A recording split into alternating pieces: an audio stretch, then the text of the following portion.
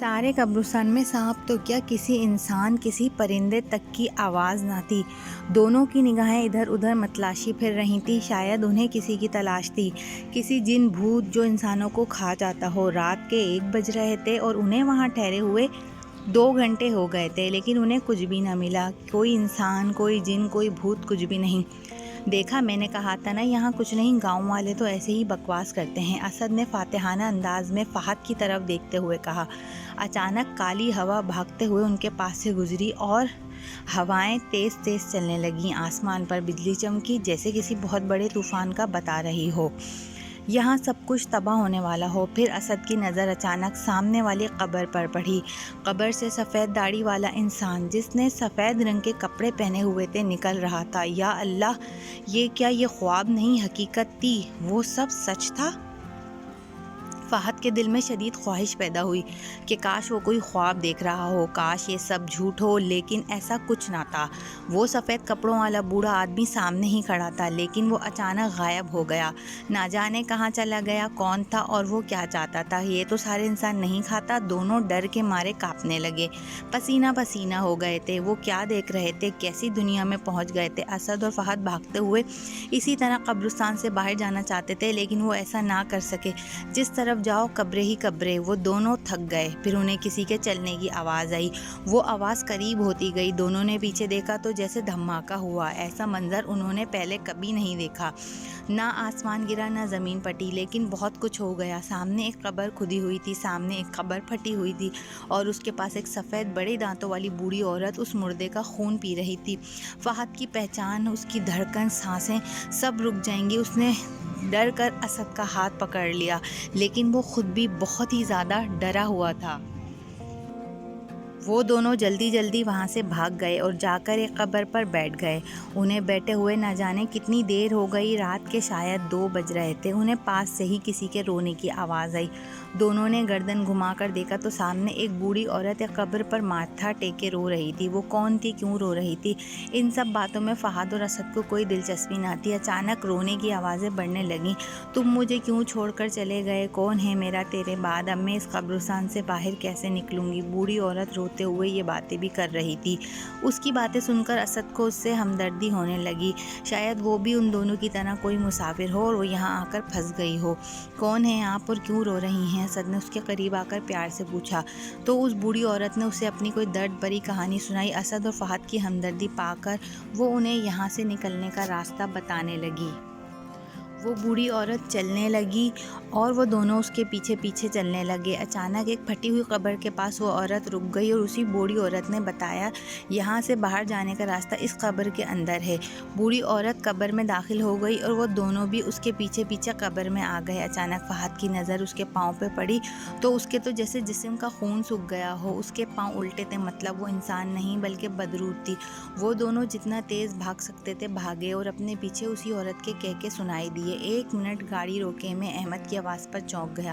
میں نے بریک لگا دی۔ احمد گاڑی سے اتر کر سامنے سڑک پر لگے پانی کے نلکے سے پانی پی رہا تھا۔ مجھے بھی پیاس کا احساس ہوا، گلا سوکھ رہا تھا۔ میں نے بھی گاڑی سے اتر کر پانی پی لیا، لیکن میری ساری توجہ اس وقت اس کہانی پر تھی جو احمد مجھے سنا رہا تھا۔ گاڑی میں واپس بیٹھ کر میں نے تجسس سے احمد کو ایک بار پھر وہ واقعہ سنانے کو کہا، اور وہ پھر شروع ہو چکا تھا۔ دونوں وہاں سے بھاگ کر اس بھیانک قبرستان سے نکلنا چاہتے تھے، بھاگ جانا چاہتے ہو۔ تم دونوں موت سے بھی کوئی بھاگ سکا ہے اور تم لوگوں کو لگتا ہے اس قبرستان سے بھاگنا اتنا آسان ہے۔ یہاں انسان آتا اپنی مرضی سے، لیکن جائے گا ہماری مرضی سے۔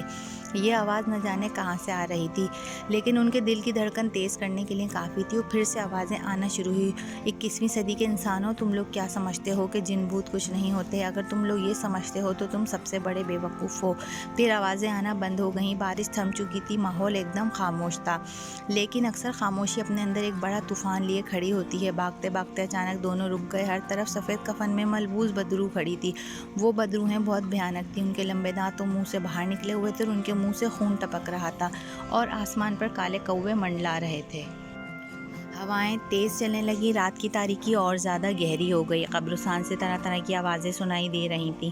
فہد اور اسد کے لیے یہ سب کچھ نیا تھا۔ آسمان پر تارے چمک رہے تھے لیکن وہ زیادہ دیر دکھائی نہیں دے رہے تھے کیونکہ ان کی جگہ بادلوں نے لے لی اور اچانک بادل برسنے لگے۔ ماحول میں عجیب وحشت چھا گئی لیکن وہ چلتے رہے کیونکہ ان کی منزل دور تھی۔ انہیں ایک بار پھر اس قبرستان سے باہر نکلنا تھا، کسی بھی طرح، کسی بھی قیمت پر۔ بارش اور تیز ہو گئی اور ساتھ ساتھ برف باری بھی شروع ہو گئی۔ پھر دیکھتے ہی دیکھتے بارش کے قطرے خون میں تبدیل ہوئے۔ لگتا ہے اس کو قبرستان کو بھی علم ہو گیا ہے کہ وہ دونوں یہاں سے بھاگنا چاہتے ہیں، اس لیے وہ ان کا راستہ روک رہے ہیں۔ چلتے چلتے لیکن یہ قبرستان کا نہ ختم ہونے والا سلسلہ تھا۔ اچانک ایک قبر پھٹی اور اس میں سے ایک سفید جسم نمودار ہوا۔ وہ دونوں ڈرتے ڈرتے چلتے رہے اور ساتھ ساتھ دربار اور درود شریف پڑھتے رہے۔ پھر آگے جا کر انہیں احساس ہوا کہ ان کے سر پر لاکھوں کالے کوے منڈلا رہے ہیں۔ انہیں اپنا آخری وقت دکھائی دے رہا تھا۔ اب یہ معاملہ حد سے زیادہ سنگین ہو گیا تھا۔ لگ رہا تھا یہ آسمان بہت بڑا طوفان لائے گا۔ اچانک ایک بڑے قد والا بدرو ان دونوں کو مارنے کے لیے آگے آیا۔ وہ دونوں پیچھے کی طرف بھاگنا چاہتے مگر پیچھے بھی وہی بدروہیں تھیں۔ ان لوگوں کے لیے نکلنے کا ہر راستہ بند ہو چکا تھا۔ بڑے قد والے بدرو نے آگے بڑھ کر اسد کو اپنے ہاتھوں سے اٹھایا اور ایک قبر میں ڈالا اور دونوں باقی بدروہیں مل کر اس کا خون پینے لگیں۔ فہد چلاتا رہا مگر انہوں نے اس کی ایک نہ سنی۔ تھوڑی دیر میں اسد اپنی جان سے ہاتھ دھو بیٹھا، پھر اچانک وہ سب غائب ہو گئے اور وہاں اس قبرستان میں کوئی نہ تھا۔ فہد اسد کی لاش پر سر رکھ کر رونے لگا۔ کیوں رو رہے ہو فہد؟ اس نے گردن اٹھا کے دیکھا تو سامنے اسد زندہ کھڑا کہکے لگا رہا تھا۔ اس نے سامنے بڑی لاش کو دیکھا اور ایک نظر اسد کی روح کو، اور یہ خوفناک منظر دیکھنے کی ہمت نہ کر سکا اور دل کا دورہ پڑنے سے وہیں انتقال کر گیا۔ دونوں دوست اپنی زندگی کی بازی ہار چکے تھے۔ اگلی صبح گاؤں والوں نے ان دونوں کی لاشیں قبرستان میں دیکھی اور آج تک کسی کو نہیں پتہ چل سکا کہ اس بھیانک قبرستان کے اندر ان دونوں کے ساتھ کیا ہوا تھا۔ احمد نے اپنی کہانی ختم کی۔ میں نے بے یقینی کے ساتھ اسے دیکھا اور ایک سوال میرے ذہن میں بجلی کی طرح آیا جو میں نے احمد سے پوچھا۔ وہ دونوں مر گئے تھے، پھر جب کسی کو پتہ نہیں چلا کہ قبرستان کے اندر اس اندھیری رات میں کیا ہوا تو ان دونوں پر تو تمہیں کیسے پتہ؟ ان لوگوں نے مجموعی کہکا لگایا۔ میں نے بیک ویو سے ان لوگوں کو دیکھا کیونکہ اسد میں ہوں اور فہد یہ ہے۔ وہ دونوں ایک بار پھر کہکا لگانے لگے۔ میں نے اچانک بریک پر پاؤں رکھا اور ایک دم کار خاموشی سے چھا گئی۔ میں نے بیک ویو سے ان کو دیکھا، وہ دونوں مجھے نظر نہ آئے۔ تیزی سے گردن مار کر میں نے پیچھے دیکھا تو وہ دونوں سیٹیں خالی تھیں۔ میرے جسم سے جیسے سارا خون خشک ہو گیا ہو۔ میں حیرت سے ان خالی سیٹوں کو دیکھ رہا تھا۔ ریڑھ کی ہڈی میں ایک ہلکی سی لہر دوڑ گئی۔ میں نے ماتھے پر پسینہ پوچھتے ہوئے بے اختیاری سی کیفیت میں ایک بار پھر گاڑی واپس اسی راستے پر موڑی جس سے میں ابھی سفر کر کے آیا تھا۔ لیکن مجھ پر حیرتوں کے طوفان اس وقت ٹوٹے جب میں نے اس جگہ کو دیکھا جہاں پانی کا ایک نلکا لگا تھا۔ جہاں ہم نے پانی پیا تھا وہاں کوئی نلکا نہیں تھا بلکہ ایک لمبا پیپل کا درخت تھا۔ مجھے اپنا سر گھومتا ہوا محسوس ہوا اور پھر جب میں اس قبرستان تک پہنچا جہاں دور دور تک قبریں تھیں، وہاں کوئی قبرستان نہ تھا۔ وہاں لوگ کھیتوں میں کام کر رہے تھے۔ ایک گہرا سانس لے کر میں نے ایک بار پھر سے اپنا سفر شروع کیا۔ یہ میری زندگی کا سب سے خوفناک سفر تھا۔ اگر آپ لوگوں کو اس طرح کی اور بھی کہانیاں سننا چاہتے ہیں تو ہمارے چینل کو سبسکرائب کیجیے اور ویڈیو کو لائک اور شیئر کیجیے۔